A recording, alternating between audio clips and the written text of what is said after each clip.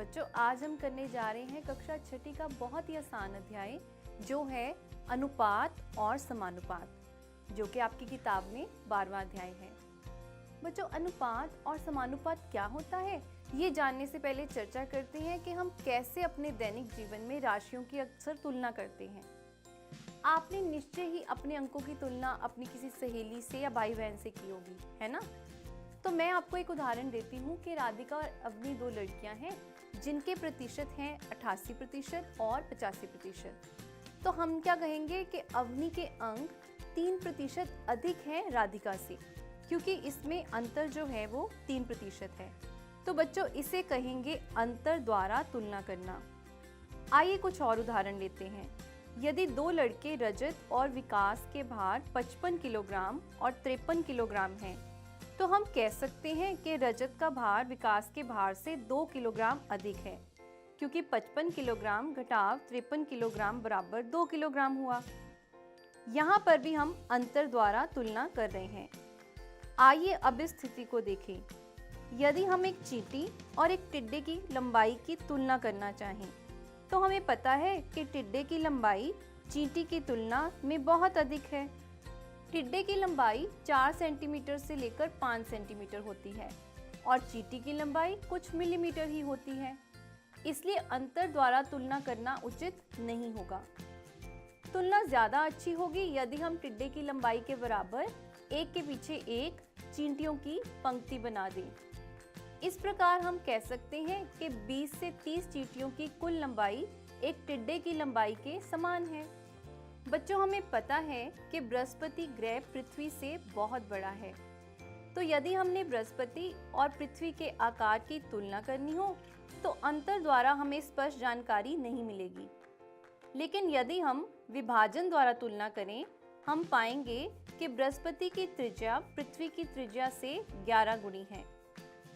आइए जरा ये उदाहरण देखें। एक कार का मूल्य 7 लाख रुपए है और एक मोटर बाइक का मूल्य 70,000 रुपए है। यदि हम इनको भाग करते हैं तो हम पाते हैं कि एक कार का मूल्य भाग एक मोटर बाइक का मूल्य बराबर हुआ 7 लाख रुपए भाग 70,000, जो कि आया 10/1। यानी एक कार का मूल्य एक मोटर बाइक के मूल्य से 10 गुना है।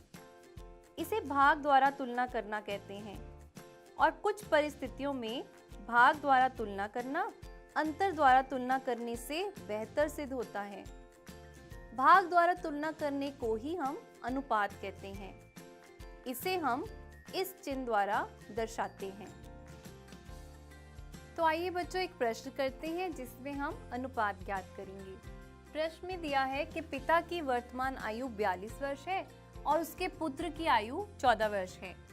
अनुपात ज्ञात कीजिए पिता की वर्तमान आयु का और पुत्र की वर्तमान आयु से।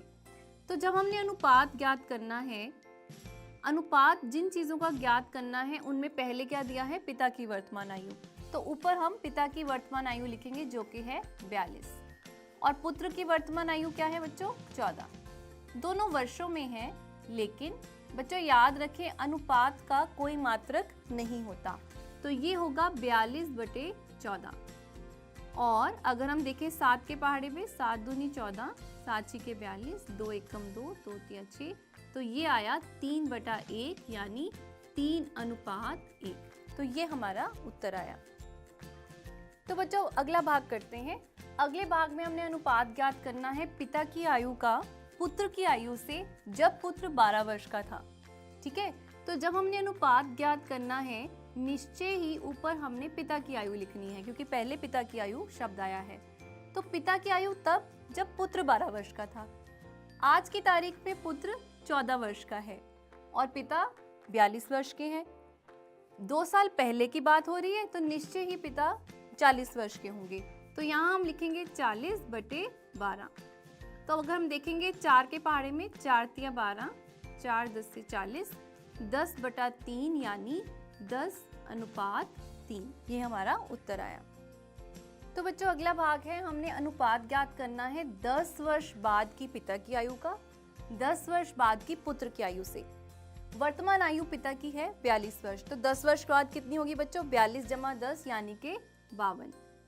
और उसी तरह पुत्र की वर्तमान आयु 14 वर्ष है, 10 वर्ष बाद होगी 24। अब जरा हम देखें, ये जाएगा 26, 12, 13 और 6, तो हमारे पास आया 13:6। तो ये हमारा उत्तर हुआ। बच्चों अगला भाग क्या है? हमने अनुपात ज्ञात करना है पिता की आयु का पुत्र की आयु से जब पिता 30 वर्ष का था।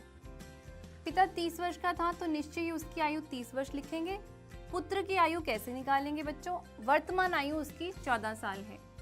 जब हम कह रहे हैं कि पिता उसके 30 वर्ष के थे, यानी हम 12 साल पहले की बात कर रहे हैं। 42 और 30 में 12 का अंतर है, तो इसमें वैसे ही हम 12 घटाएंगे, तो हमारे पास आया 30/2।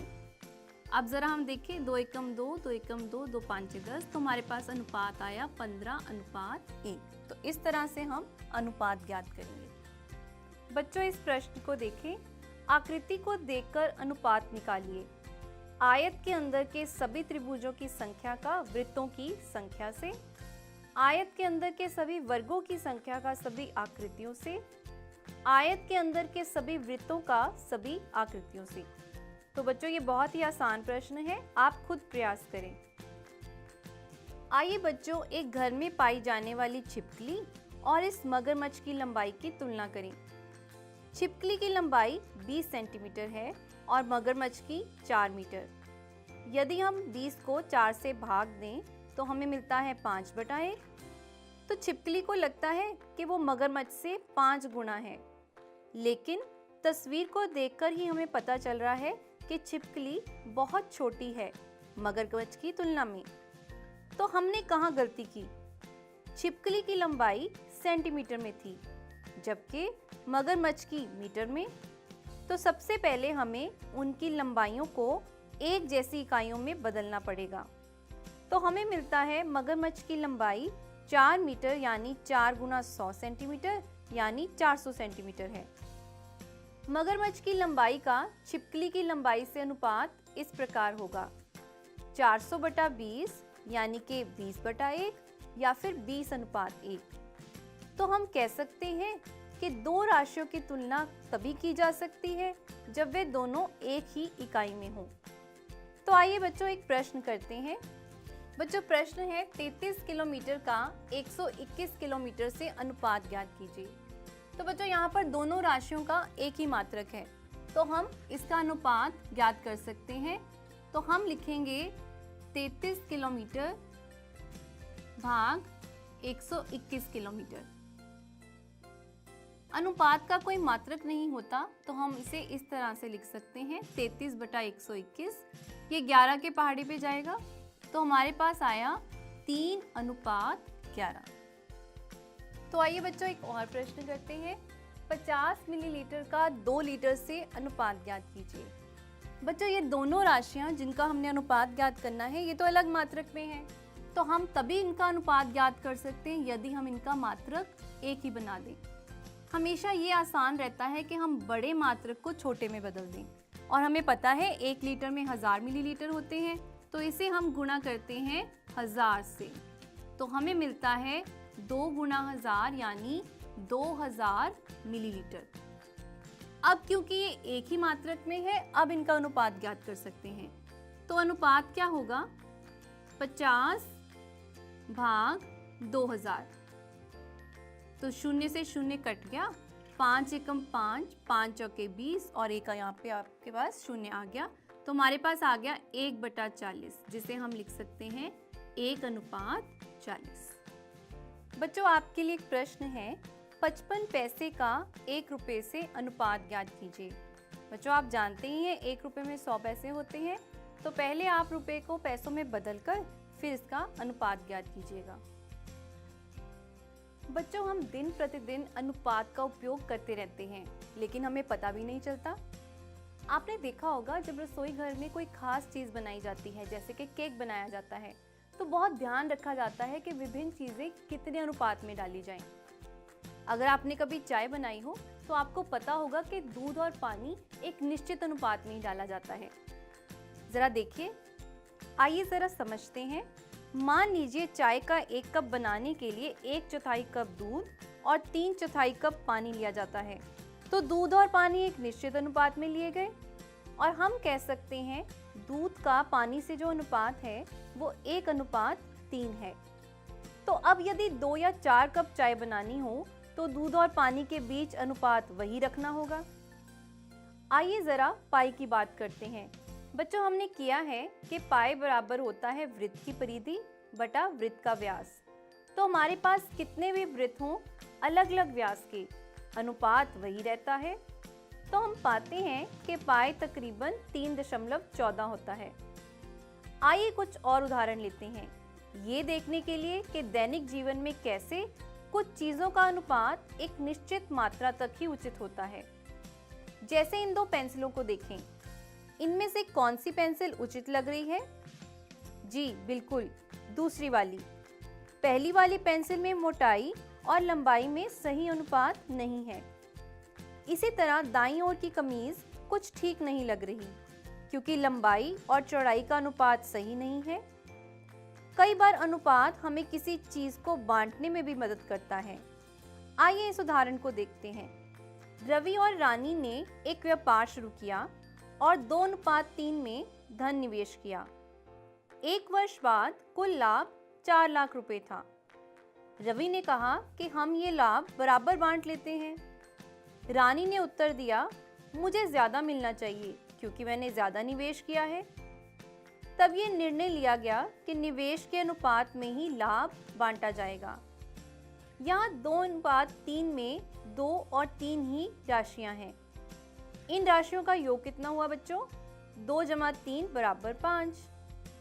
इसका मतलब है कि हर 5 भागों में से 2 भाग लाभ रवि को और 3 भाग लाभ रानी को होना चाहिए। आइए जरा देखते हैं। तो बच्चों, यहाँ में दे रखा है कुल लाभ 4 लाख रुपए है। दोनों में लाभ बंटना है 2:3 में। तो कुल भाग कितने हुए? 2 + 3 = 5। तो यदि हमने ज्ञात करना हो कि रवि को कितना लाभ मिलेगा, वो 5 हिस्सों में से 2 हिस्से यानी 2/5, लेकिन कुल कितना है? 4 लाख रुपए। तो आइए भाग करते हैं। 5 × 40 और पीछे 4 शून्य आ जाएंगे, तो गुणा करने पर हमारे पास आया 1,60,000 रुपए। तो ये रवि का हिस्सा हुआ। वैसे तो रानी का हिस्सा हम 4 लाख में से 1,60,000 रुपए घटा के भी कर सकते हैं, लेकिन आइए अनुपात की मदद से निकालते हैं। रानी को कितना लाभ होगा? रानी को लाभ मिलेगा हर 5 हिस्सों में से 3 हिस्से, और कुल लाभ है कितना? वो है 4 लाख रुपए। जब हम भाग करते हैं 5 × 40, उसके पीछे आएंगे 4 शून्य, 3 × 24, तो हमारे पास आया 2,40,000 रुपए, जो कि रानी का हिस्सा है।